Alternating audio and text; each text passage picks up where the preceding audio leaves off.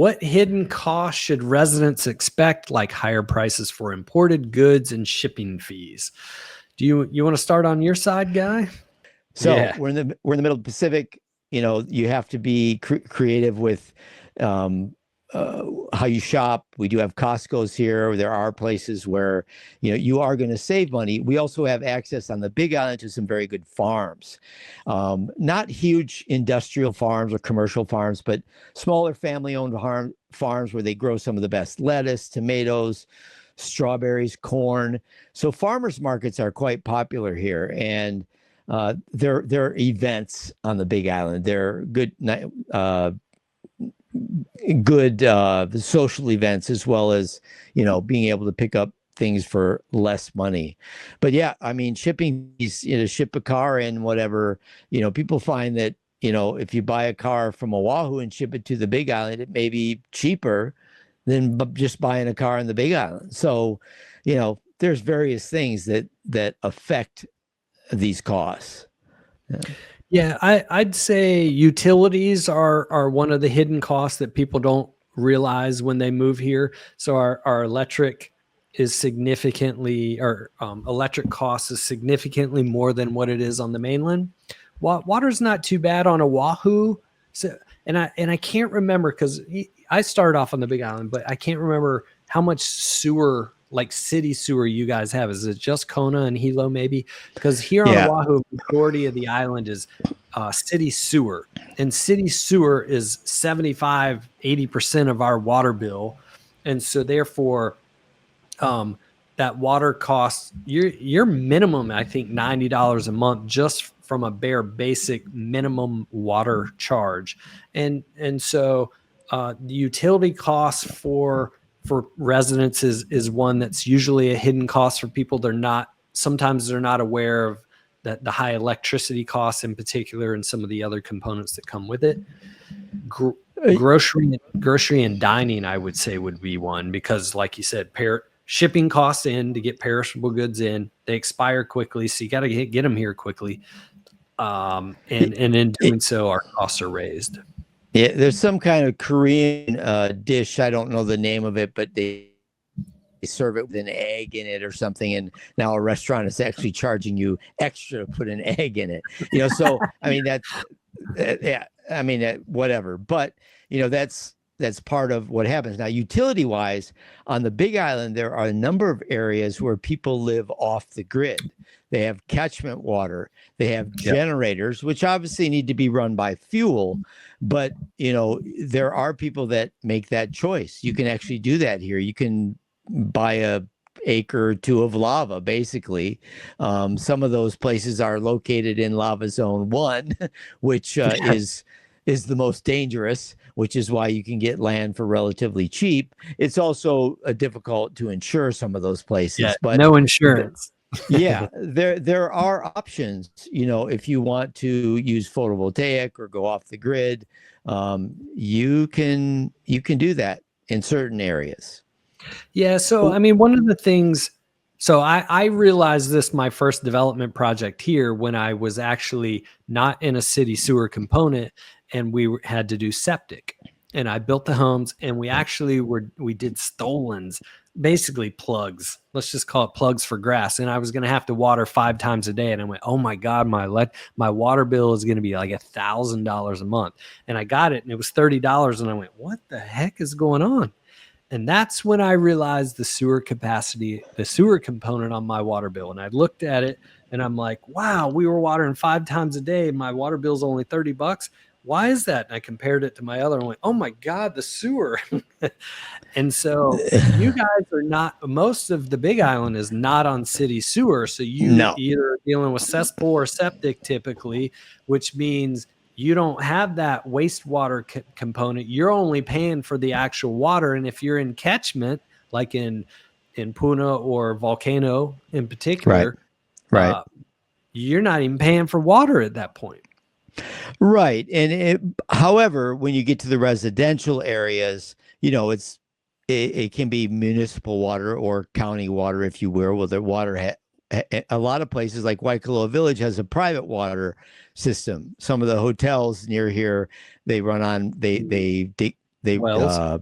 they drill wells. Thank you. Yeah. And so yeah, water costs accordingly. There are some subdivisions kind of out in the middle of nowhere that have drilled wells and have very high price per 1,000 gallons of Yes. water. So it can vary. But we do Yeah. have, since we don't have the quote sewer systems that Oahu does, except in Hilo and Kona, it's a cost we don't have to deal with. Yeah, so Kohala Ranch on the Big Island would be an example of a place with a very high water bill. You have no sewer bill, but you got to work because it's private water at that point, correct? It is private water, but what you do is you may have in a Colorado Ranch area, you may have 3 to 5 acres, so you got nice elbow room between your neighbors. What most people do, although you can see homes that were developed years ago that have huge lawns and all this stuff, nowadays people hardscape. Yeah. They have some plants, maybe they plant some fruit trees, and then the rest of it is lava rock, and some people use artificial grass, and some people, and it's all done to keep the price of water down. People do that in Arizona, right? I mean, it's like we don't have the water, so they don't necessarily have sprawling lawns that they ride their riding mowers on. Yeah. So yeah. yeah. Yeah. So most of the people with because it's 3, 5, 10 acre parcels in Kohala Ranch, if I'm not mistaken, correct? And it might even be 2 acre parcels or something. Yeah, you get up into the summit, you get some 11 and 12, a little bit more, but yeah, basically, yeah. But because of the cost of water in private water, because it's Kohala Ranch water, if I'm not mistaken, is that what it is? Kohala Ranch Yes, Water Company. yes, it is. Yes, it is. But they're not watering their 3 acres. They're watering a very small footprint of their property because the water is so expensive and it's such an arid location. You don't get a lot of rain in that area unless you're high up in the summit portion. Then you get exactly. Exactly. Yeah. And that's what people do. They just, you landscape accordingly, and you can make your yard look extremely nice, and still have a buffer between you and your neighbor, because you have 3 to 5 acres. So, yeah. So to get back to this, for me, one of the other hidden costs is association or HOA fees. They're much higher in Hawaii than they are on the mainland. And that's one thing people need to be aware of. Our HOA fees and association fees, I constantly get questions like, hey, I'm in Oregon and our HOA fees are like $100 a month. How come yours are so much higher? And that's one thing to be aware of. We talked about shipping costs, we talked about grocery and dining and eating out. We have options, but the grocery cost component trickles down to the dining and eating out. And then I also have outer island healthcare costs. And why I mention that is because specialists are here on Oahu, your trauma centers are here on Oahu. So if you are on the outer islands and you need a specialist to see, you are most likely traveling to Oahu to see that specialist. And there's a cost component to that, time and cost. No question. And it has improved here. I mean, any rural hospital, and again, I refer to the island of Hawaii, the Big Island, as we are very rural. I mean, besides Hilo on the east and Kona on the west, and 5 or 6 major resorts, everything else is a village. I mean, you're driving down the road and suddenly you feel like you're back 100 years in time, and you see all these older buildings. I love it. I mean, I live here partly for that reason. I just love that feeling.